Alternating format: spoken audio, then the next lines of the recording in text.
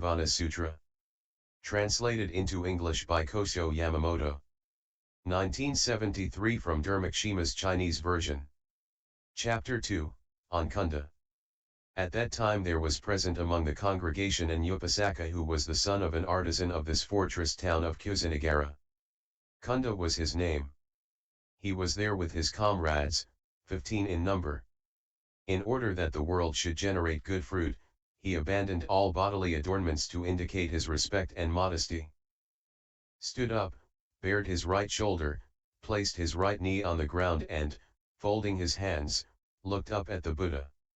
Sorrowfully and tearfully, he touched the Buddha's feet with his head, i.e. in sign of respect, and said, "O world-honored one and bhiksus, please have pity and accept our last offerings and succour innumerable beings. O world-honored one, from now on, we have no master, no parents, no salvation, no protection, no place wherein to take refuge, and no place to go. We shall be poor and hunger-ridden. Following the Tathagata, we desire to gain food for the days to come.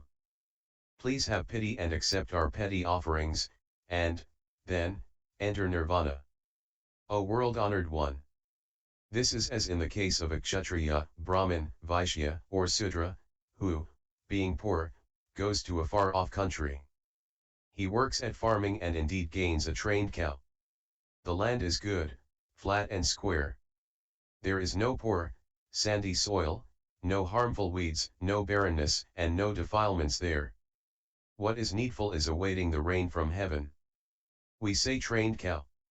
This may be likened to the 7 actions of the body and mouth, and the good field flat and square to wisdom.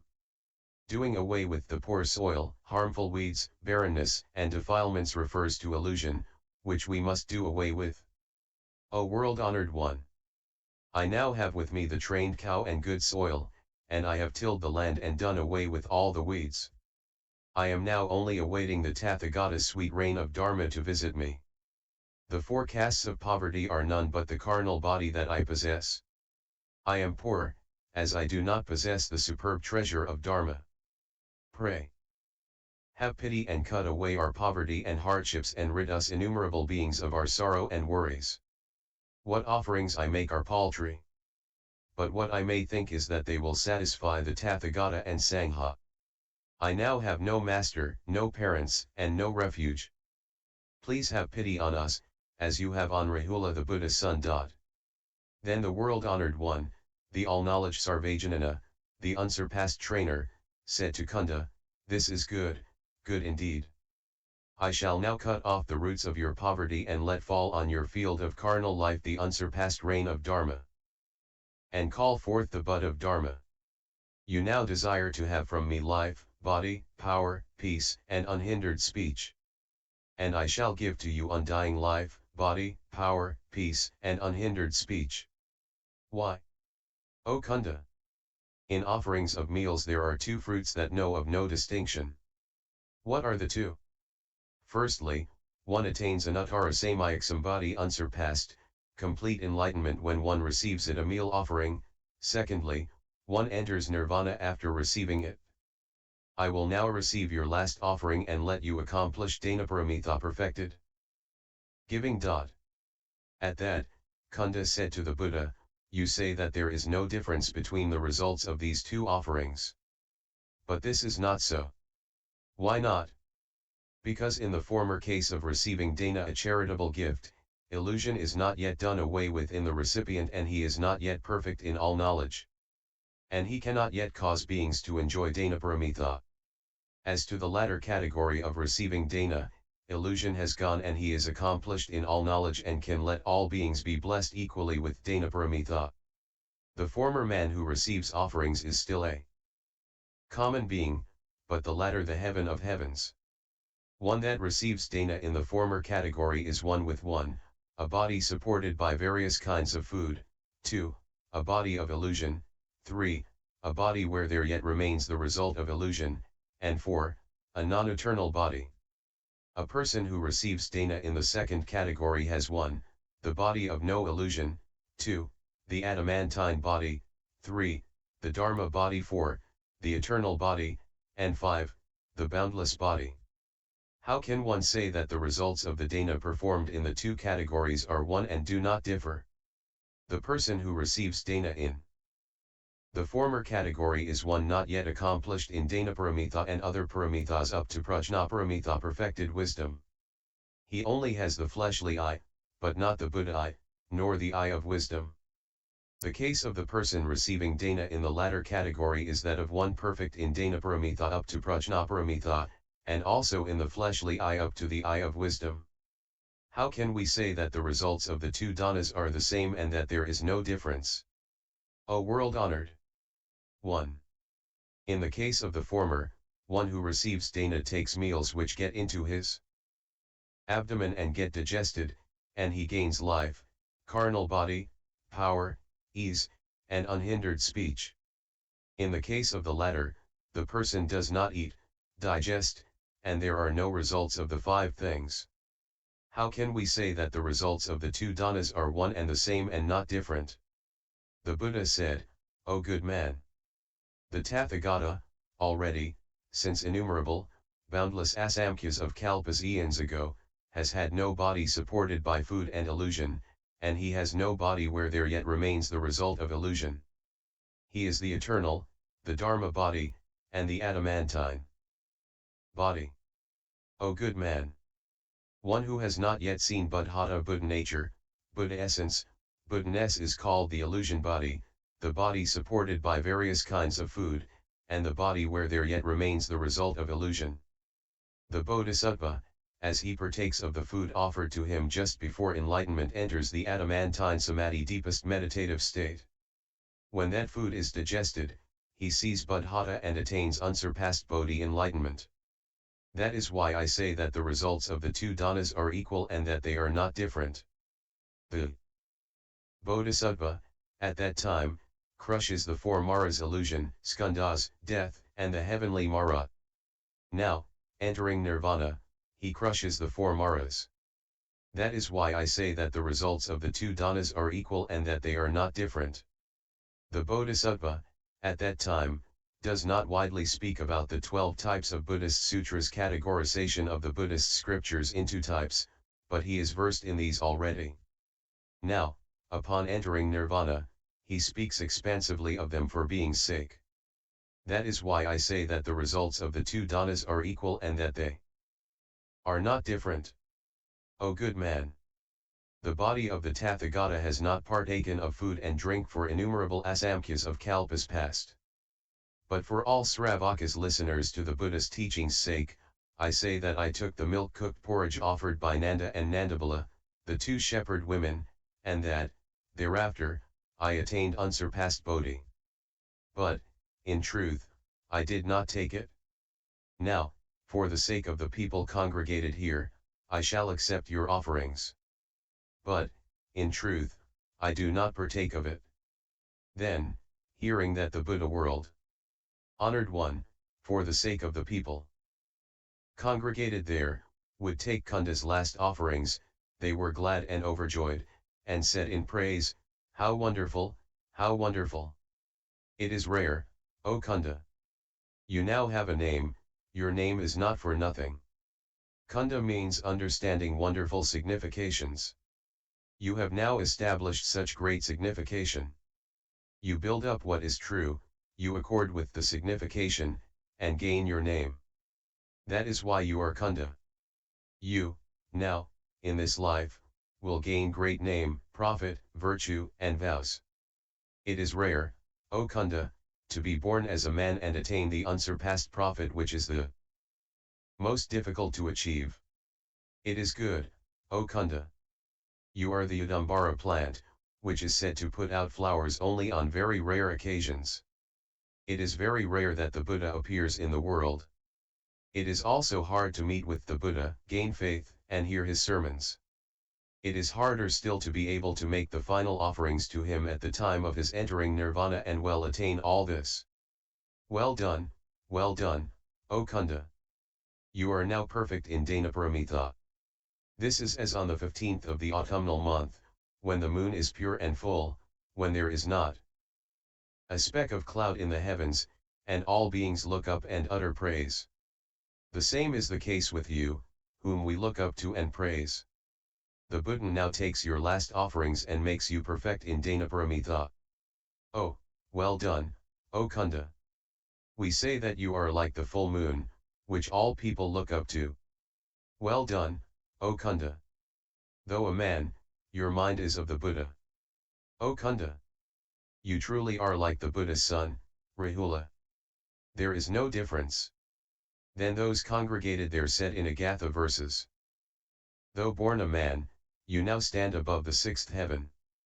I and all others, therefore, praise you and pray. The holiest of men now enters Nirvana. Pity us and, with speed, beseech the Buddha to stay a long time yet in life. To benefit innumerable beings, to impart to them the unsurpassed manna of Dharma that wisdom praises. If you do not beseech the Buddha, our life will not be perfect. Because of this, fall to the ground. Pay homage to the best trainer. At this, Cunda was overjoyed.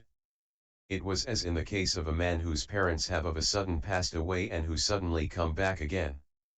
That is how Cunda felt.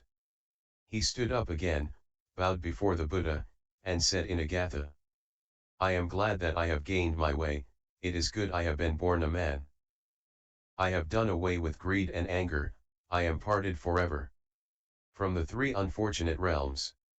I am glad that I have gained benefit, and meet with the golden ball of treasure. That I now meet with the trainer. And that I do not fear, even if I gain life in the animal realm. The Buddha is an Yudambara, so to speak, one hard to encounter. And it is hard to gain faith. Having once encountered and practiced the way, we do away with the sorrows of the hungry pretas. Also, he thoroughly crushes the asuras and others. We could sooner balance a mustard seed on the point of a needle than encounter the Buddha's appearance in the world. The Buddha is not tainted by worldly ways. He is like a water lily in water. I am thoroughly cut off from all the roots of the relative world, and have crossed the waters of birth and death. It is hard to be born as a man, harder still is it to encounter the Buddha when he appears in the world. It is as in the case of a blind turtle, who, in the midst of the ocean, may chance to hit the hole in a piece of floating wood. I now offer food, and pray that I will attain the unsurpassed reward, that I will destroy the bond of illusion, and that it will be strong no more. I do not seek here to gain a heavenly body. Even having gained that, one's mind is not so sweet. The Tathagata accepts this offering of mine. Nothing could ever please me more. This is like the case of a bad-smelling weed, which emits a sandalwood fragrance. I am that weed. The Tathagata accepts my offerings. This is like the fragrance that issues from the sandalwood. That is why I am glad. I now in this life am blessed with the highest reward. Shakra, Brahma, and all the others come and make offerings to me. All worlds are greatly worried as they now know that the Buddha will enter Nirvana. They loudly say, now there is no trainer in the world. Do not discard all beings, view them as one. Views one's only son. The Tathagata, in the midst of the priests, speaks of the superb Dharma. This may well be compared to Mt Sumeru, that sits unmolested amidst a great ocean. The Buddha wisdom thoroughly dispels the gloom of man. It is as when the sun rises, all the clouds disperse and light shines all over. The Tathagata thoroughly does away with all illusions. This is like the coolness that reigns when clouds appear in the sky. All beings love you and wail. All are floundering on the bitter waters of birth and death. Because of this, pray, O world-honored one, stay long in life and increase the faith of all beings, cut off the suffering of birth and death. The Buddha said to Cunda, it is thus, it is. Thus, all is as you say. It is rare that the Buddha appears in the world. It is as in the case of the Yudambara. It is, again, hard to meet with the Buddha and gain faith. To be present at the moment of the Buddha's entering nirvana, to offer him food and thus accomplish Danaparamita is as difficult. O Kunda! Do not be sorry now. Be glad that you now give the final offerings to the Tathagata and accomplish well Danaparamita. Do not ask the Buddha to remain long in life. You now should meditate on the world of all Buddhas. All is non-eternal. It is the same with all created things and their natures and characteristics. For the sake of Kunda, he said in a Gatha. In all the world, whatever is born must die. Life looks long, but by nature an end there must be. Whatever flourishes always wanes, one must part. The prime of manhood is not long, luxuriance meets with illness. Life is swallowed by death, nothing exists eternally. Kings are all unmolested, none can compete. Yet all of them must perish, so is it with life. Suffering knows no end, unendingly the will turns and turns. None of the three worlds of desire, form, and formlessness is eternal, all that exists is not happy. What exists has a nature and characteristics. And all is void. What is destructible comes and goes. Apprehensions and illnesses follow upon one's steps. The fears of all the wrongs and evils done. Age, illness, death, and decline cause worry. All these things do not exist forever. And they easily break up. Resentment attacks. 1. All are lined with illusion, as in the case of the silkworm and the cocoon. None who has wisdom finds joy in a place like this. This carnal body is where suffering forgathers. All is impure, like unto strains, carbuncles, boils, and other such. No reason is at bottom. The same applies even to the heavenly ones who sit above. All desires do not last. So I do not cling. One casts off desires, meditates well, attains the wonderful Dharma, and one who definitely cuts off his samsaric existence can today gain nirvana. I pass over to the other shore of is. And stand above all sorrows. Thus I harvest this superb bliss. Then Kunda said to the Buddha, O world! Honored one! It is so, it is so. All is as you, Holy One, say. What wisdom I possess is paltry and of low grade. I am like a mosquito or sawfly. How can I contemplate the deepest ground of the Tathagata's nirvana? O world-honored one! I am now like any great naga or elephant of a bodhisattva Mahasattva who has cut off the bond of illusion. I am like Dharmarajaputra Manjushri. O world-honored one! It is like one who enters the order at a young age. Though upholding the precepts, that person is still just of the class of ordinary monks. I, too, am one such. Due to the power of the Buddha and the Bodhisattvas, I am now one of the number of such great Bodhisattvas. That is why I beseech the Tathagata to stay long in life and not enter nirvana. This is similar to a hunger-stricken man who has nothing more to put out. I only pray that the same will be the case with the world-honored one and that he will stay long in life and not enter nirvana. Then Dharmarajaputra Manjushri said to Kunda, O Kunda!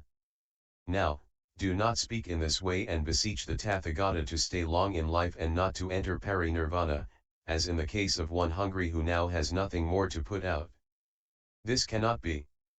You should now see the nature and characteristics of all things. Seeing things thus, you will gain the all-void samadhi.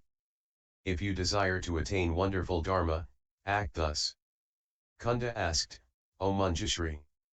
The Tathagata is the holiest one and the highest of all heavens and earth. Could the Tathagata who is such be one who is made? If he is one made, he cannot be other than samsaric existence. Foam, for example, quickly rises up and swiftly dies away. The comings and goings of all things are like the turning of a wheel. All that is made is like this. I hear that the Devas have the longest life. The world-honored one is the heaven of heavens. How could he have a life so short as not to reach years? The headman of a village is unmolested, unlimited, unconstrained in power, through which he can suppress people. But when virtue deserts him, he becomes poor and mean. He is looked down upon and whipped and made to work for others. Why? Because his power is gone. The same is the case with the world-honored one. He is like all things made. If he is the same as all things, he cannot be the heaven of heavens. Why not? Because all things are existences that must suffer birth and death. Therefore, O Manjushri, do not put the Tathagata on the same level as that of all things made. Also, next, O Manjushri, do you know this for a fact and speak thus? Or is it that you do not know, and say that the Tathagata is on the same level as all things made? If the Tathagata is on the same level as all things made, we cannot call him the heaven of heavens or the unmolested unlimited Dharma king of the three worlds. For example, a king may be a man of great strength. His power is equal to that of 1,000 persons and none can beat him. So this person is called one possessing the power of 1,000 persons. The king loves such a one. So, courtly rank is given him, along with a fief. Fiefs and rewards flow towards him bountifully. This person is called one whose power is equal to that of 1,000 persons.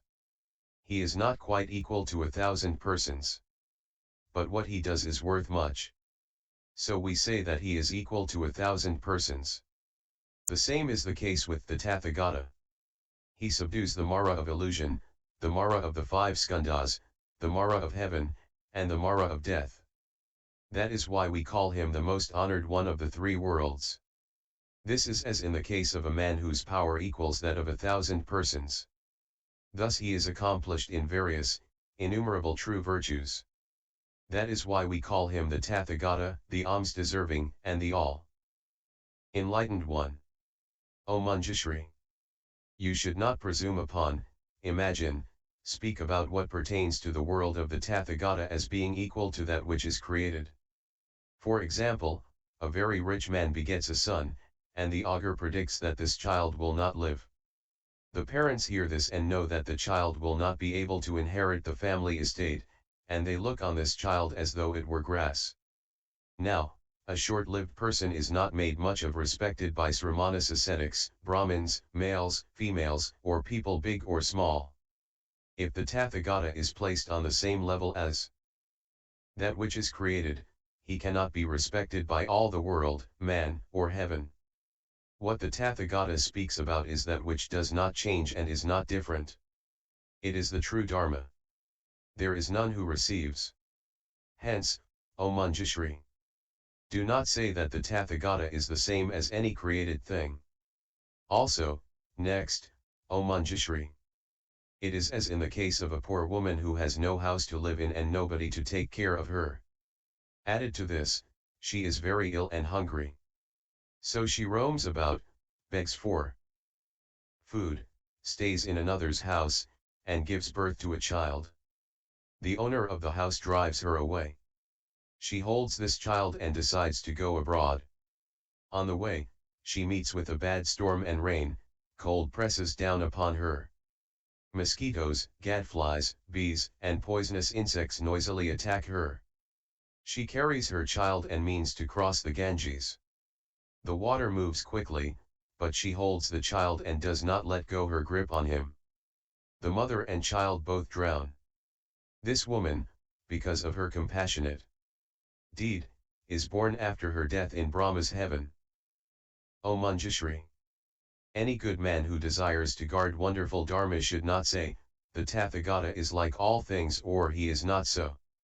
One should only reproach one's own self and think, I am but ignorant, I do not have the eye of wisdom. The Tathagata's wonderful Dharma cannot at all be conceived. Because of this, it is not fitting for us to say that the Tathagata is truly a thing definitely made, or a thing which is not made. What it is right to say is, the Tathagata is definitely an uncreate that which was not made.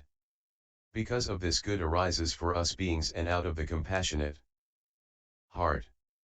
This is as in the case of the poor woman who, out of love for her child, sacrificed her own self. O good man! With the bodhisattva who guards Dharma, it is thus. One might well sacrifice one's own self, but one cannot say that the Tathagata is equal to the created. One must say that the Tathagata is an uncreate. By saying that the Tathagata is an uncreate, one gains unsurpassed enlightenment. This is as in the case of the woman born in Brahma's heaven. Why? Through protecting Dharma.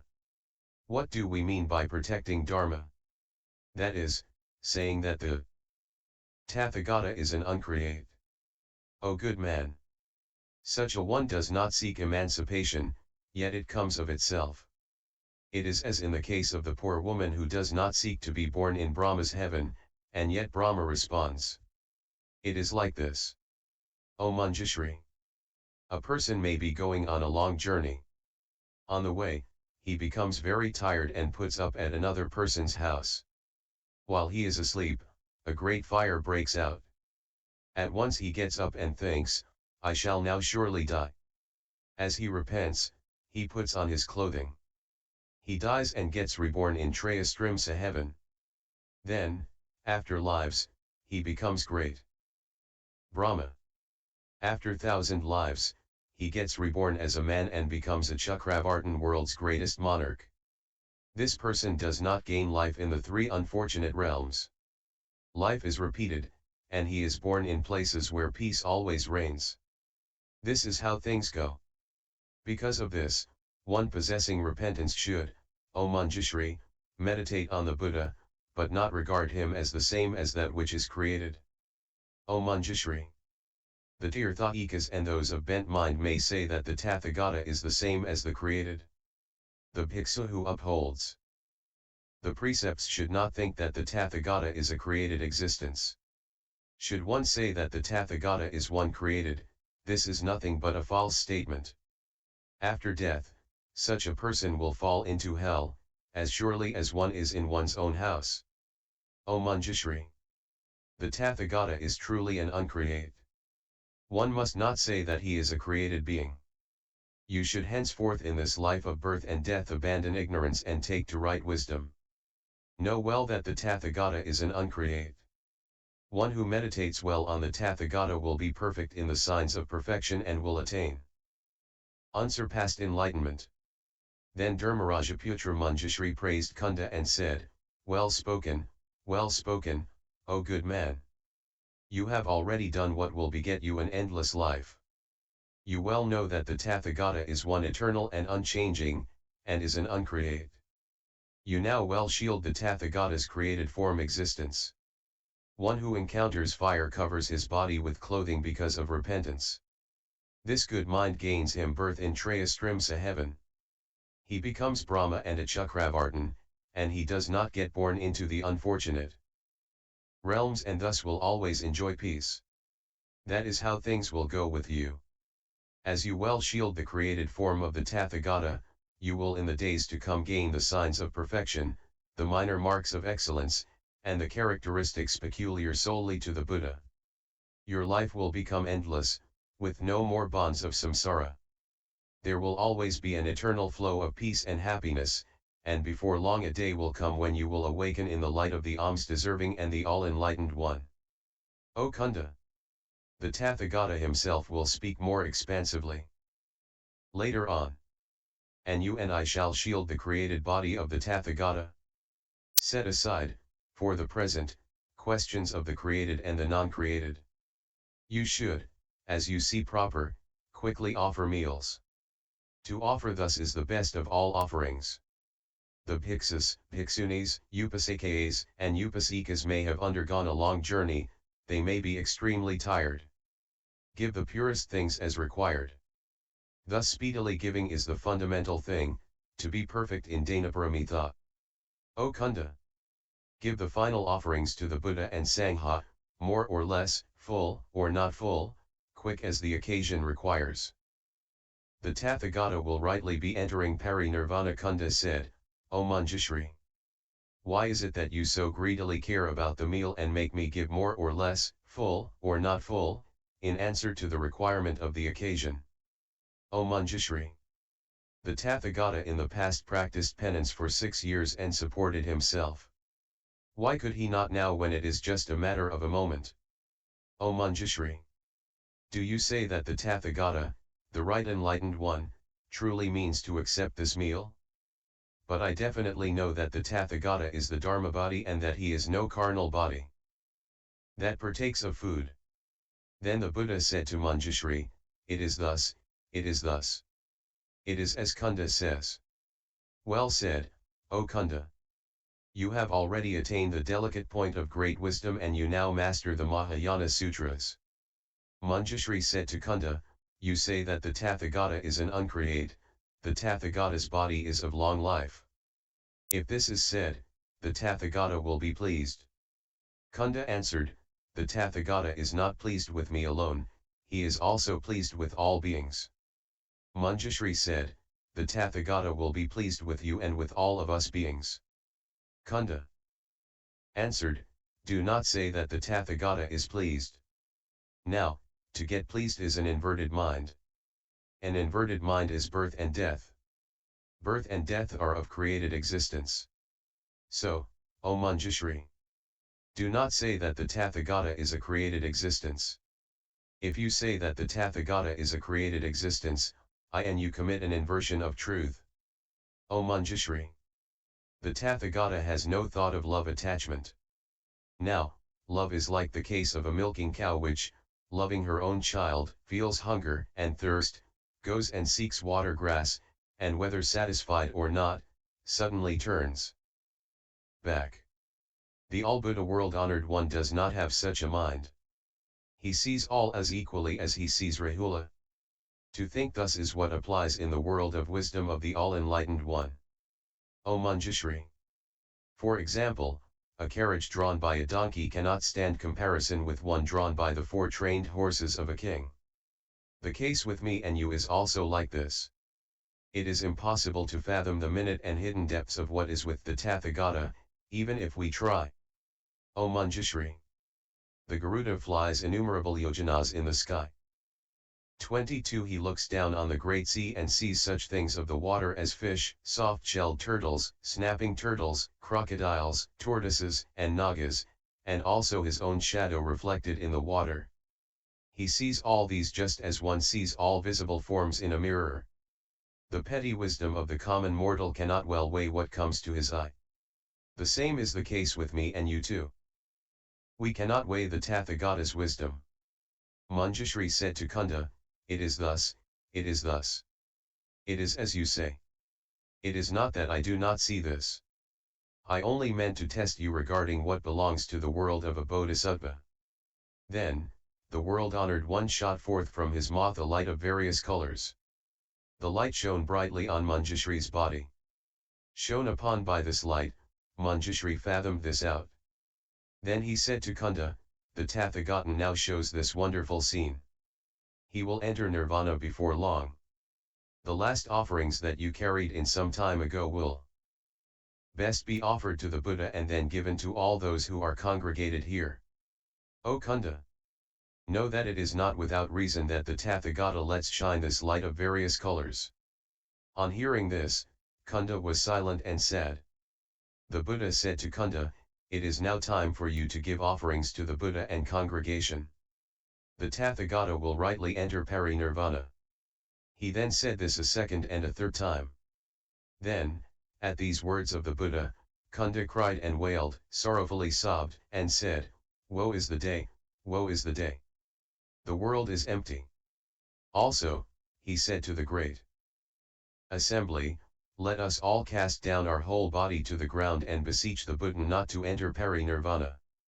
Then the Buddha said to Cunda, do not cry and unsettle your mind.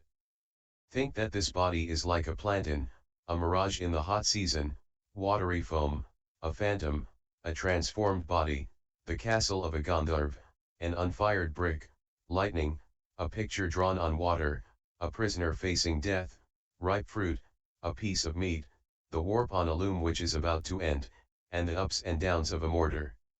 You should think that all created things are like poisonous food and that anything made is possessed of all worries. At this, Cunda said again to the Buddha, the Tathagata does not wish to stay long in life. How can we not weep? Woe is the world, woe is the world. The world is empty. I only pray that you Tathagata will pity all us beings. Please stay long and do not enter nirvana. The Buddha said to Cunda, do not say such as love us and stay long in life. As I pity you and all beings, I today enter nirvana. Why? This is what is true of all Buddhas. This is so with what is created. That is why all Buddhas say in Agatha, the law of what is created is by nature non-eternal. Life ended, we leave the world. Extinction is bliss. O Cunda! Now, meditate upon all that is made, that is composite. Think that all things are not self and are non-eternal, and that nothing endures. This carnal body has innumerable wrongs. All is like watery foam. So, do not weep. Then Cunda again said to the Buddha, it is thus, it is thus. All is as you kindly teach me. The Tathagata enters nirvana for expediency's sake. But I cannot help being sad. Be this as it may, I bethink me and feel glad. The Buddha praised Cunda and said, well said, well said. You well know that the Tathagata, following the way of all beings, enters nirvana for expediency's sake. Hear me well. It is as in the case in which Sarasa eastern bean goosebirds all gather at Lake Anavatapta Manasarwar in the spring months. The same is the case with all Buddhas. All gather here. O Cunda! Think not long or short regarding the life of all Buddhas. All things are like phantoms. The Tathagata lives in between. What he has is expediency, he does not cling. Why not? It is thus with the Dharma of all Buddhas. O Cunda! I now take what you offer. This is to allow you to cross the river of birth and death. Man or heaven who make offerings to Buddha for the last time, all gain an unshakable recompense and will be blessed with happiness. Why? Because I am the best field of will for all beings. If you desire to become a field of will for all beings, take whatever is given you. Do not tarry long. Then Cunda, for the sake of the emancipation of all beings, hung his head and suppressed his tears, and said to the Buddha, very well, O world-honored one. When I am worthy of becoming a field of will, I shall be able to fathom the nirvana or non-nirvana of the Tathagata. Now we and all Sravakas and Pratyekabuddhas are like mosquitoes or sawflies, and cannot well weigh the nirvana or non-nirvana of the Tathagata.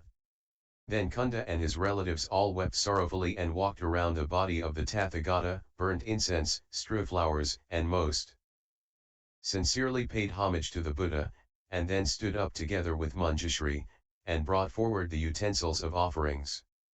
YouTube video Buddhists